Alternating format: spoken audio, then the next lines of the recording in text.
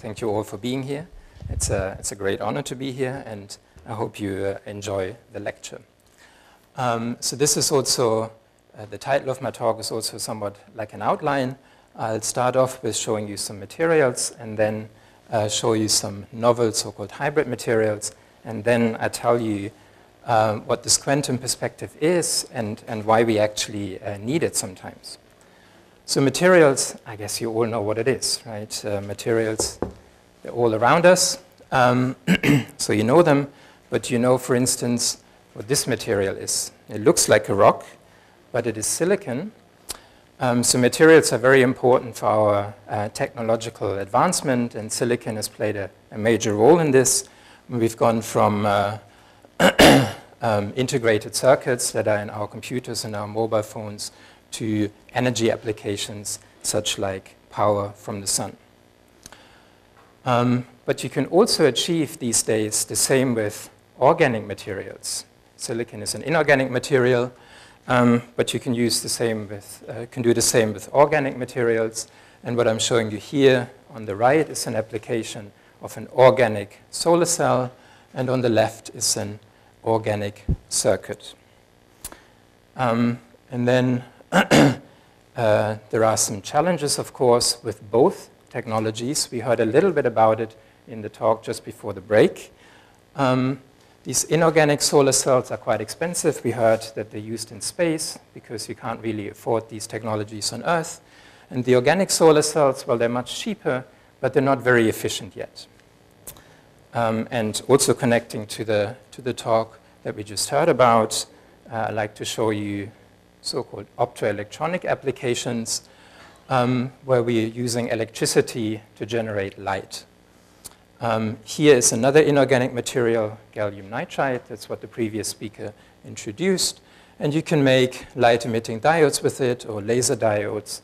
And these days you can also buy light bulbs that have been made with these materials. Again, the same can be achieved with organic materials. You see over here a light-emitting structure, and you can see it's flexible, right? And this is due to the organic polymers that are inside.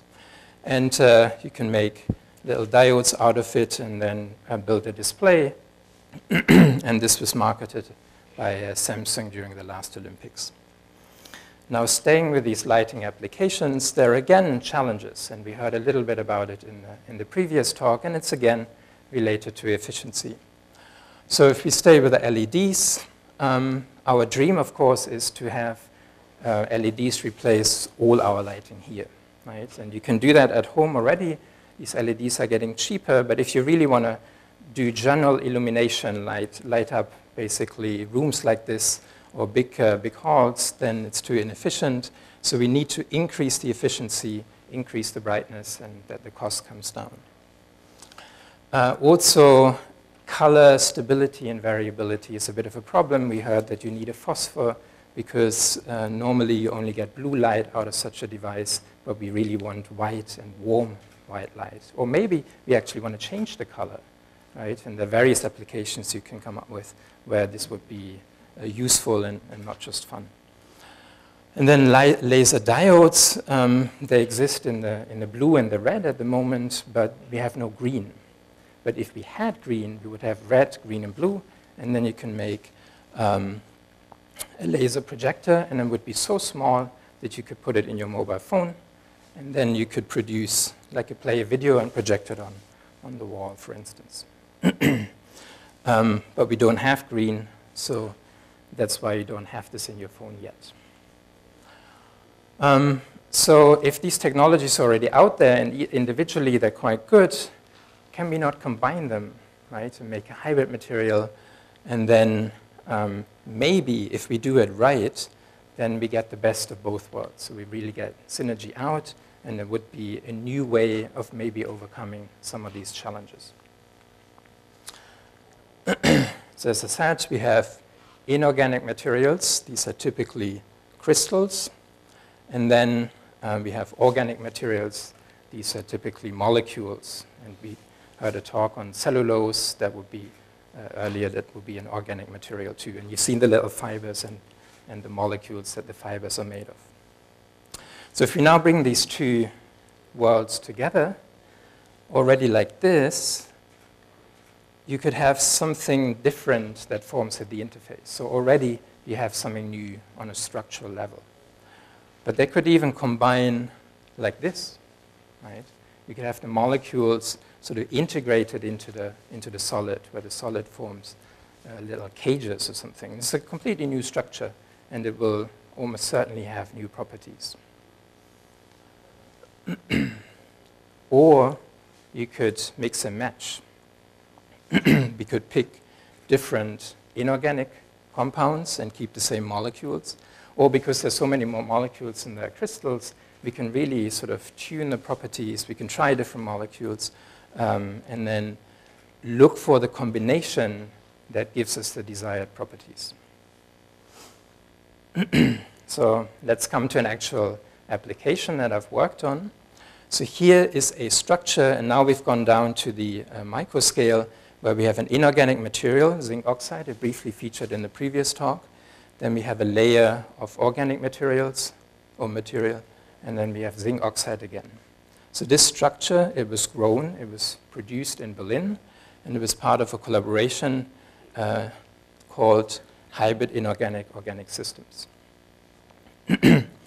This acronym here stands for High Resolution Transmission Electron Microscopy, and you can barely sort of see the crystal structure, right? So this is a hexagonal pattern that you see there, right? So this is almost the atomic level that we're looking at here. So why would you grow such a structure? Well, it is, in this case, for a so-called LED type of application. So what you can do to the inorganic material is you can introduce certain dopant atoms, and this will give you either an electron, or if you use a different one, it will give you a hole. And then you're hoping that the electron and the hole migrate to the organic material, and when they reach the organic material, they will, or when they meet in the organic material, they will recombine, right? And when an electron and a hole recombine, they emit a photon, and that is the light that we want to have. And then this light leaves the structure, and we can use it. It's quite obvious that a lot of this process hinges on how well the electron and the hole can come together. So they have to traverse this interface, or these interfaces, right? And this is actually where a lot of the efficiency can be gained or lost, right? So it then seems obvious to study this interface in more depth.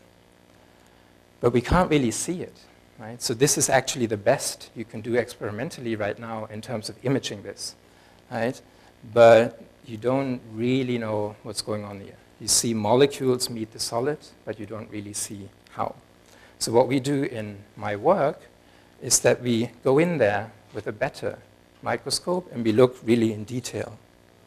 And then this is our picture. This is the world that we live in. We have our crystal structure. We build models like this, where we have the inorganic material, zinc oxide.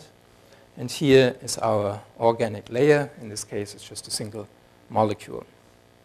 And then we ask questions like, what is the structure here at the surface? What is the geometry of the molecules? And then can we learn something from this about the properties of this interface, and if it will be beneficial for the device or detrimental. But in order to do so, we need to look even deeper, because as you all know, every atom is made up of electrons that circle around a nucleus. And this is actually the behavior of the electrons that gives the properties to the system. So we need to understand what the electrons do, and this was all written down about 100 years ago in the advent of quantum mechanics. So what you have to do is you have to solve the Schrödinger equation. It looks very simple, like this, where everything you need to know about the system is encoded in this Hamilton operator, and then this wave function here, that tells you how the electrons behave and how they distribute. And then this is the energy that the system has. This is a very complicated object. You can see here this H depends on all the positions of the atoms, and it depends on all the electrons, and so does the wave function. So solving this is actually going to be not very trivial, right? Because how do you keep track of thousands, if not millions, of electrons? So we like to do it on a piece of paper because we are theoreticians, that's what we do, but we cannot, right? And certainly not for an interface. So in the 60s, there was actually a very clever idea that emerged, that was to say, well, we don't need to look at the wave function, maybe it's enough to look at the density of the electrons, the probability distribution of the electrons. And then you can write down a theory that is called density functional theory. It is, again, in principle exact, but the density, it only now depends on one electronic position, and therefore it is a much simpler object. And as it turns out, this theory lends itself to approximations, and if we can make suitable approximations, we can make the problem tractable. And this is then what we do. This can still not be done on a piece of paper.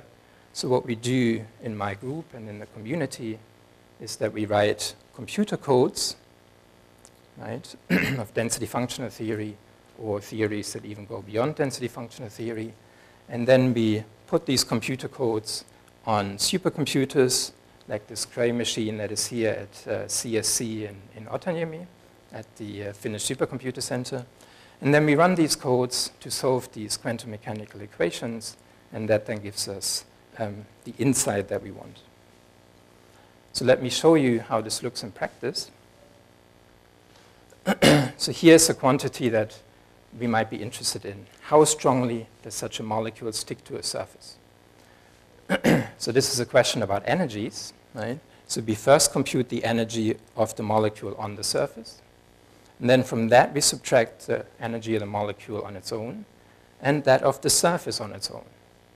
And if this energy here is larger than the two individual energies summed up, then the system has gained energy and it is actually happier in that state. So that means the molecule will stay on the surface. So this so-called absorption energy is one of the quantities we compute and then we use as a guide. So what do you think? How is this molecule going to land on the surface if we drop it? Well, one way it could land is like this. It could be standing up, and then we compute the energy, and it is 0.4, and the unit is electron volts. But that's not the end of the story. If we lie it flat, you can see the energy actually goes up by quite a lot. And the reason is that you now have van der Waals bonding here and hydrogen bonding, and we can analyze this density to really understand why this molecule would like to lie flat. Although intuitively, you probably also would have liked to lie flat on that surface. But does the molecule always lie flat? It depends a little bit on how densely you pack things. In a very tight space, you might want to stand up. So we can do this. We can simulate this. We can look at this energy as a function of coverage, as a function of the density of the molecules on the surface. And here, the increasing energy actually goes down. This is a common way we look at these things. And you can see the energy of a flat-lying molecule is always higher than that of a molecule that stands upright. So these molecules would always want to lie flat and form flat layers instead of perpendicular layers. So that's something we can learn by doing these quantum mechanical calculations. And that would have been hard to see in this experimental graph, right? Because we didn't really see how the molecules were oriented. Something else we can do, we can put two molecules really, really, really close together and see what they do.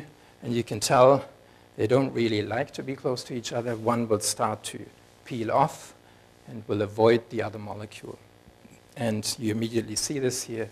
The energy reduces again and is not as strong as it was before.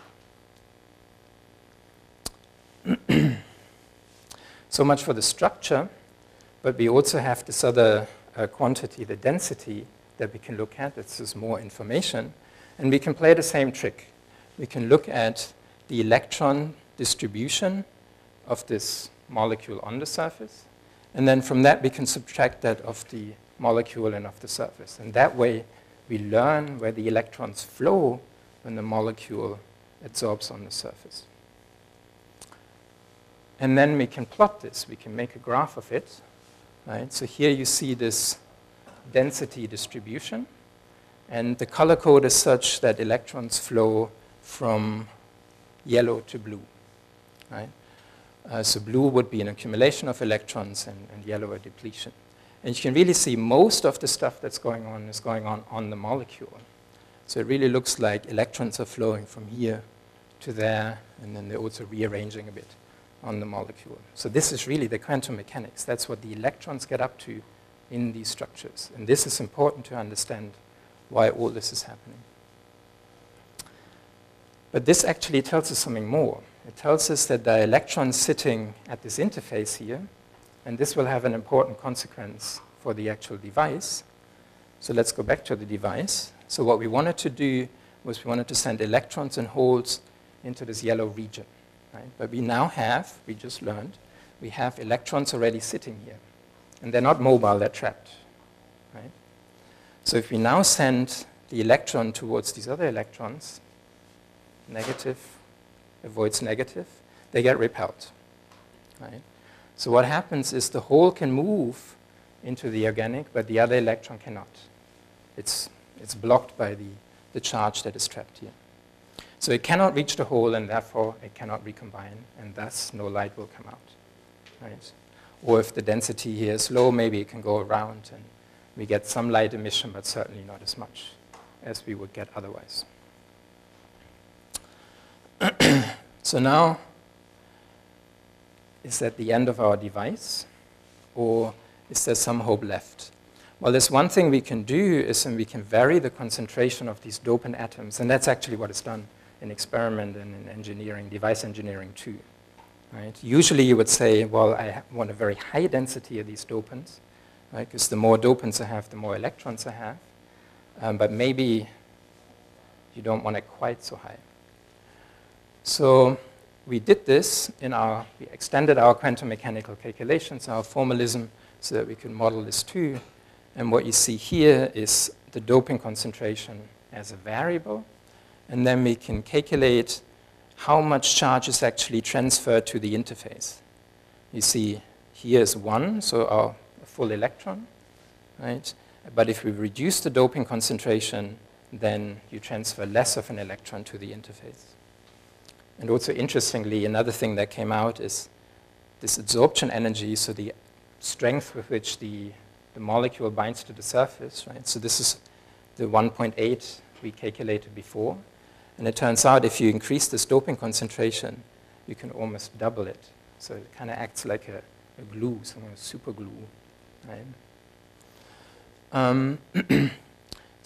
But coming back to the electrons at this interface, we now learn that if we have a low doping concentration, we also have low charge at this interface. So that's actually a safe regime, right? Because then we can still get our charges past it. But then if we're too greedy, if we want to dope too high, then we enter a critical regime and we won't get any light out at the end. So this is something we learned about this particular interface, and this is an information we can give to collaborators that grow these devices and then say, listen, we think you should engineer this structure or the device differently, and let's try this, maybe it works. Good. I guess I'm also slightly ahead of time. So what we've done, or what we've achieved, is a quantum mechanical perspective of such a hybrid system. And as you can see, they are being built in the lab, and they are interrogated with experimental techniques, and together we develop a more comprehensive picture of these new and novel structures. And what we have learned in this collaboration is that the doping concentration of this inorganic material here is actually another parameter that we have in which we can with which we can tune these hybrid structures. And this is then maybe a design parameter that we can exploit. Good. And with this, I'm at the end of my talk, and I'd like to acknowledge the collaborators that helped me with this work. This was my group in Berlin, and my previous supervisor, Matthias Scheffler, And these were experimentalists in this collaborative research center, HIOS. And I also like to acknowledge funding that we had from the Humboldt Foundation in Germany. And with this, I'd like to thank you for your attention today.